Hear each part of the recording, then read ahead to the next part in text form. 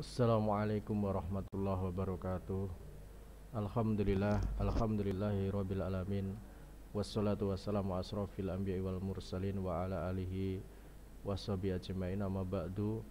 Puji syukur senantiasa kita panjatkan kehadirat Allah Subhanahu wa taala yang pada kesempatan pagi hari ini alhamdulillah kita masih diperkenankan oleh Allah Subhanahu wa taala untuk bertemu kembali melanjutkan pembahasan kita terkait dengan materi tentang negosiasi ya. Kalau pada kesempatan yang lalu negosiasi yang ke-9 kita sudah membicarakan tentang bagaimana langkah-langkah menyusun teks negosiasi ya. Mulai dari kita Pak Eko menyampaikan tentang tahapan-tahapan di dalam negosiasi, kemudian juga hal-hal yang harus dipersiapkan ketika akan menyusun teks negosiasi. Kemudian tambahan juga pada kesempatan pertemuan yang lalu kita juga membahas tentang penggunaan kata sapaan ya. Artinya apa? Apabila kita bisa menggunakan kata sapaan itu dengan tepat, maka negosiasi yang akan kalian laksanakan itu nanti bisa berjalan dengan lancar ya, bisa berjalan dengan baik. Baik, pada kesempatan ini Pak Eko hanya sedikit ingin membaca apa yang ada di dalam rangkuman di buku kalian ya, tepatnya ada di halaman 213, rangkuman terkait dengan negosiasi, rangkuman terkait dengan bab negosiasi ya. Ini perlu Pak Eko sampaikan agar jikalau nanti kalian sempat lupa tentang materi yang sudah kita bicarakan pada pertemuan-pertemuan sebelumnya, kalian bisa mengingat kembali, memahami kembali gitu. Yang pertama terkait dengan pengertian dari negosiasi ya, bahwasanya negosiasi itu merupakan suatu bentuk interaksi sosial untuk mengompromikan keinginan yang berbeda atau bertentangan ya. Jadi negosiasi seperti itu ya, suatu bentuk interaksi sosial untuk mengompromikan keinginan yang berbeda ataupun bertentangan. Kemarin di kelas berapa itu Pak Eko lupa, Mbak siapa, sempat ada pertanyaan perbedaan apakah sama antara negosiasi dan juga berargumentasi. Ya, sebenarnya itu hampir sama, hanya ada perbedaan dalam hal tujuan ya, seperti itu. Nanti coba kalian bisa buka-buka kembali atau kalian bisa cari melalui sumber belajar yang lain mengenai perbedaan bernegosiasi juga berargumentasi. Nanti kalau terpaksa kalian belum bisa menemukan melalui sumber yang lain, insyaallah nanti Pak Eko akan sampaikan ketika kita sudah pembelajaran secara tatap muka atau offline nantinya insyaallah. Baik. Kemudian yang kedua terkait dengan struktur ya, bahwasanya negosiasi itu terbentuk melalui bagian-bagian atau terbentuk melalui struktur. Yang pertama ada orientasi, pengajuan, penawaran, dan persetujuan. Ada 4 bagian, ada 4 struktur di dalam negosiasi. Ada orientasi, pengajuan, penawaran, maupun persetujuan. Silahkan kalian nanti bisa buka-buka kembali di buku kalian halaman 187 ya, yang mana orientasi itu merupakan bagian pembuka dari sebuah negosiasi ya. Bisa disebut dengan istilah pengenalan topik. Ya, bagian dari teks yang mengungkapkan permasalahan yang akan dinegosiasikan. Itu merupakan orientasi. Kemudian pengajuan itu berupa pernyataan dari negosiator pertama untuk meminta, mengajak atau berharap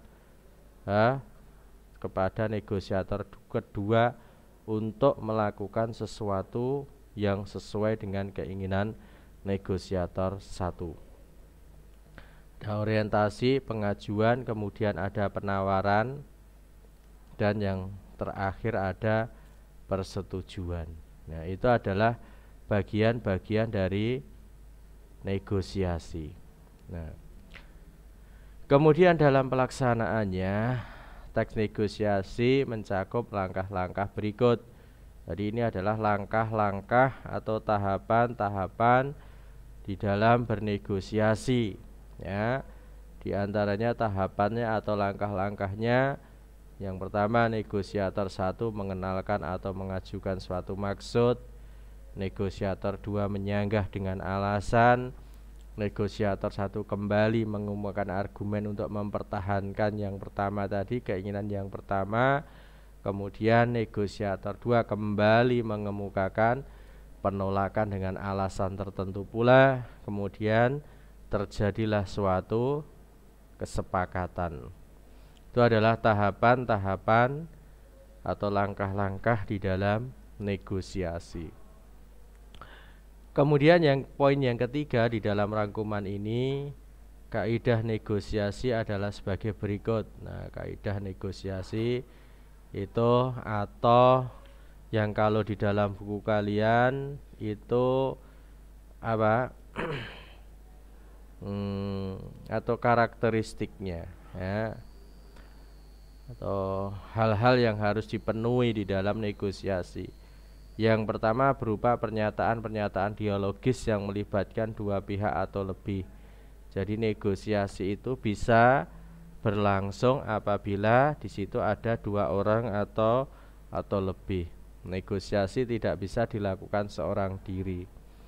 Kemudian berupa kalimat-kalimat langsung yang memperhatikan kesantunan berbahasa dan kata-kata persuasif. Kemudian yang ketiga mengandung kalimat-kalimat yang menyatakan hubungan syarat maupun kausalitas. Itu kaidah negosiasi. Kemudian perbedaan negosiasi, poin yang keempat. Perbedaan negosiasi dengan kegiatan berbahasa lainnya adalah kalimat-kalimat dalam negosiasi itu menggunakan kalimat yang pendek-pendek, ya. Ini ya sesuai dengan, ya, negosiasi itu karena berupa percakapan langsung, maka secara alamiah, karena itu merupakan percakapan langsung, maka kalimat yang digunakan adalah kalimat yang pendek. Ya, tidak seperti ketika kita membuat teks narasi, tidak seperti kita membuat teks deskripsi, itu kalimatnya itu bisa kita narasikan dengan kalimat-kalimat yang panjang, akan tetapi di dalam negosiasi itu menggunakan kalimat yang pendek. Kemudian banyak menggunakan ragam bahasa non baku atau bahasa populer. Jelas karena itu identik dengan percakapan kita sehari-hari, maka percakapan kita sehari-hari lazimnya umumnya banyak menggunakan ragam bahasa yang non baku atau bahasa-bahasa yang populer, yang banyak digunakan oleh masyarakat untuk bahasa populer. Kemudian banyak pula menggunakan kosakata percakapan gitu. Kemudian untuk poin yang kelima di situ disampaikan mengenai 3 konsep dasar, 3 konsep penting yang harus kalian ketahui ketika akan melakukan negosiasi. Yang pertama adalah BATNA, kemudian reservation price, dan yang terakhir adalah ZOPA. Batna, ya, intinya kalian mencari alternatif lain, best alternative to a negotiated agreement. Batna, langkah yang bisa kalian lakukan apabila negosiasinya itu tidak mencapai kesepakatan, maka kalian harus bisa memunculkan opsi lain, ya. Kalian harus bisa memunculkan alternatif lain. Misalnya kalian bersama teman kalian, kalian menginginkan sate, teman kalian menginginkan bakso. Kalian bisa melihat bahwasanya warung sate, warung bakso itu jarang yang berada dalam satu tempat. Kalau cuma satu mie ayam, satu bakso, hampir rata-rata penjual bakso itu ada mie ayamnya. Tidak masalah kalau seperti itu. Tapi kalau kalian menginginkan, misalkan makan siang, tapi kalian menginginkan sate, kemudian temanmu itu menginginkan bakso, bagaimana? Kalau tidak ada titik temu di dalam bernegosiasi, maka kalian cari alternatif yang lain.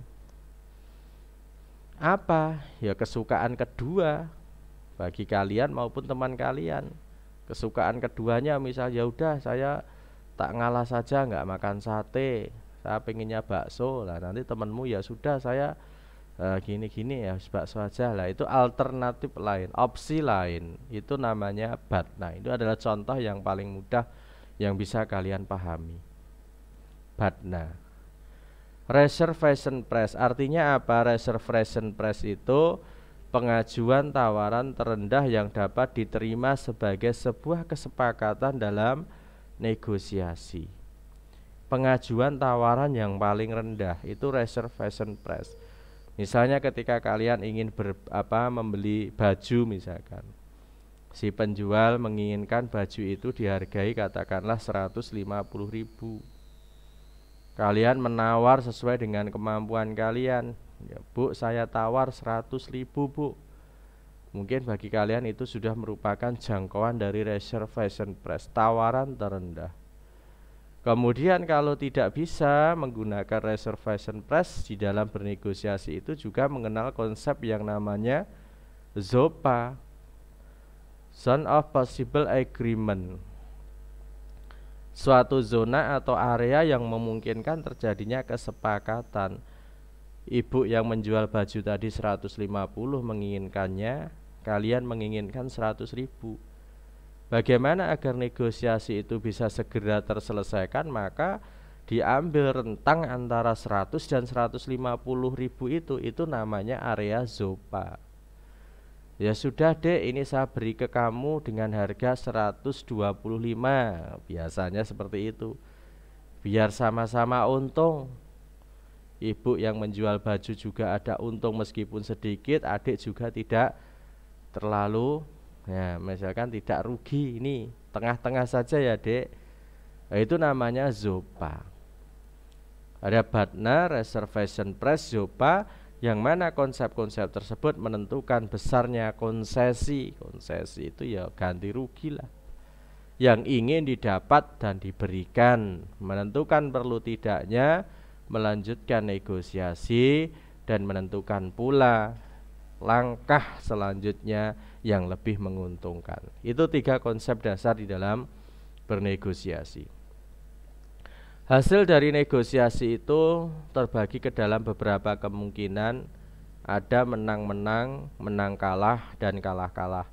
Akan tetapi di awal sudah Pak Eko sampaikan bahwasanya tujuan dari kalian melaksanakan negosiasi itu harapannya adalah saling menguntungkan.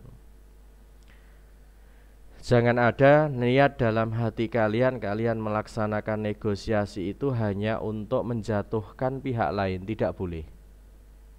Ya, maka usahakan hasil yang bisa dicapai dari sebuah negosiasi itu adalah yang pertama, kemungkinan yang pertama kalian harus meniatkan dalam hati kalian ini dulu, bahwasanya ketika kalian akan melaksanakan negosiasi harus menang-menang. Kalian sebagai negosiator satu menang, mitra bicara kalian yang mana itu sebagai negosiator dua itu juga harus menang, meskipun dengan beberapa konsesi tadi, ya. Ada kompromi-kompromi tertentu yang akhirnya bisa menguntungkan kedua belah pihak, ya. Jangan kalian sampai kalian ya bersikukuh untuk menang. Bagaimana caranya agar lawan mitra bicara kalian itu kalah? Ya, jangan sampai seperti itu. Kalau terpaksanya seperti ini, menang kalah atau nggak ada hasil kesepakatan sama sekali, artinya itu semuanya kalah, ya sudah. Yang penting kita sudah berusaha untuk bagaimana bisa semuanya itu beruntung seperti itu. Ya. Kemudian poin yang ketujuh, ada 5 strategi untuk memperoleh keuntungan maksimal dalam sebuah negosiasi. Yang pertama adalah membuat agenda, artinya menyepakati waktu, tempat, ya. Kalian sepakati dengan mitra bicara kalian, itu namanya membuat agenda. Kemudian memberikan jaminan. Kemarin sudah Pak Eko sampaikan contohnya, ya. Kalian harus bisa memberi jaminan. Misalkan kalian meminta teman kalian untuk belajar di tempat kalian, apa yang bisa kalian jaminkan kepada temanmu tersebut? Oh, kalian mengatakan nanti di rumah saya dingin loh, tempat belajarnya pakai AC, kemudian di situ nanti banyak makanan loh. Itu memberi jaminan artinya. Kemudian strategi yang berikutnya mengancam. Ini hanya istilah saja ya, kok kelihatannya kok rodok agak gak mengenakkan hati. Ada mengancam, ada memanipulasi. Akan tetapi ini hanya sebuah istilah yang mana nanti dalam kenyataannya mengancam ini misalnya ketika temanmu itu tidak mau belajar kelompok di rumahmu misalkan. Bagaimana kalau dia nanti di rumah sendirian gak ada temennya? Apakah tidak takut? Bagaimana nanti kalau di sana mati lampu, padahal nggak ada genset, yang ada gensetnya di rumah kamu. Kamu sampaikan seperti itu mengancam namanya. Nah, meskipun istilahnya kok serem gitu ya, tapi nanti dalam prakteknya bukan seperti itu. Memanipulasi secara istilah ini ya artinya negatif, tetapi memanipulasi di sini artinya apa? Melakukan hal-hal yang sekiranya itu kalian menyampaikan informasi-informasi yang sekiranya bisa menimbulkan, menekan atau timbulnya belas kasihan pada mitra bicara kalian. Ayolah Mbak, bekerja kelompok di rumah saya saja, kasihanilah saya di rumah sendirian, gak ada siapa-siapa, orang tua saya belum pulang bekerja. Kalau nanti saya harus ke rumahmu, saya takut di jalan kalau ada apa-apa loh. Kamu sampaikan informasi-informasi yang mana informasi tersebut bisa menimbulkan rasa belas kasihan pada teman kalian itu. Itu namanya memanipulasi. Nah, kemudian yang poin yang terakhir, yang kelima, strategi dalam bernegosiasi yang kelima adalah apa? Melibatkan pihak lain. Tentunya tidak semua strategi ini perlu kalian terapkan semuanya. Sesuai dengan kebutuhan. Kalau kalian akan bernegosiasi dengan strategi yang pertama itu sudah berhasil, maka tidak perlu kalian menggunakan strategi memberi jaminan, tidak perlu harus mengancam, tidak perlu harus memanipulasi, dan seperti itu. Baik, poin yang ke-8. Komentar atas proses negosiasi merupakan bagian penilaian atas berlangsungnya bernegosiasi yang berkaitan dengan ketercapaian tujuan yang telah ditetapkan. Apabila tujuan negosiasi itu tercapai, maka prosesnya sudah berjalan dengan baik. Apabila terjadi kegagalan, artinya ada sesuatu yang salah di dalam proses. Jadi antara hasil dengan proses ini berbanding lurus. Di dalam sebuah negosiasi antara hasil dengan proses ini berbanding lurus. Apabila hasilnya baik, maka prosesnya juga baik. Apabila hasilnya kurang baik, kurang memuaskan, artinya di dalam negosiasi itu terjadi kegagalan, maka perlu dievaluasi kembali bagaimana dengan proses negosiasinya. Pasti ada yang yang salah seperti itu. Kemudian yang kesembilan, poin yang kesembilan, adu tawar atau negosiasi sering terjadi dalam berbagai kesempatan ketika berhubungan dengan orang lain. Ketika kita tidak bisa lepas dengan proses negosiasi dalam bentuk dan tingkat kepentingan yang berbeda-beda. Kemarin sudah kita singgung bahwa negosiasi itu bisa digunakan dalam berbagai aspek, dalam berbagai sisi kehidupan. Kecakapan bernegosiasi penting kita kuasai dalam rangka pencapaian tujuan-tujuan tertentu. Ketika ada kegiatan, maksud, keinginan, atau apapun namanya yang melibatkan orang lain, seharusnya kita selalu menjadi pemenang. Dalam hal inilah kecakapan bernegosiasi merupakan kuncinya. Semuanya harus berprinsip seperti itu, maka nanti akan memunculkan sesuatu yang saling menguntungkan. Pak Eko percepat ya. Agar proses negosiasi berlangsung dengan baik dan hasilnya sesuai dengan harapan, sebaiknya kita melakukan sejumlah persiapan yang antara lain menentukan topik negosiasi, menentukan pihak yang perlu dihubungi, memilih strategi yang dipandang efektif, memikirkan alasan-alasan rasional dan lain sebagainya. Ini sudah kita bahas pada pertemuan yang lalu. Kemudian yang nomor 12, penyuntingan hanya ditujukan pada ragam bahasa tertulis, tidak pada ragam bahasa lisan. Jadi ketika kalian melaksanakan proses penyuntingan, maka penyuntingan itu hanya untuk ragam bahasa tertulis, artinya untuk teksnya saja, tidak pada ragam bahasa lisan. Peragaan negosiasinya itu sendiri tidak termasuk ke dalam wilayah penyuntingan. Kegiatan penyuntingan untuk teks negosiasi mencakup isi, struktur, dan kebahasaannya. Penyuntingan harus memperhatikan struktur dan kaidah-kaidah yang berlaku dalam bernegosiasi. Itu anak-anak untuk pertemuan yang terakhir terkait dengan negosiasi ini. Pak Eko tutup dengan membahas tentang rangkuman di dalam buku kalian yang ada di halaman 213. Sekian yang bisa Pak Eko sampaikan, kurang lebihnya Pak Eko mohon maaf. Assalamualaikum warahmatullahi wabarakatuh.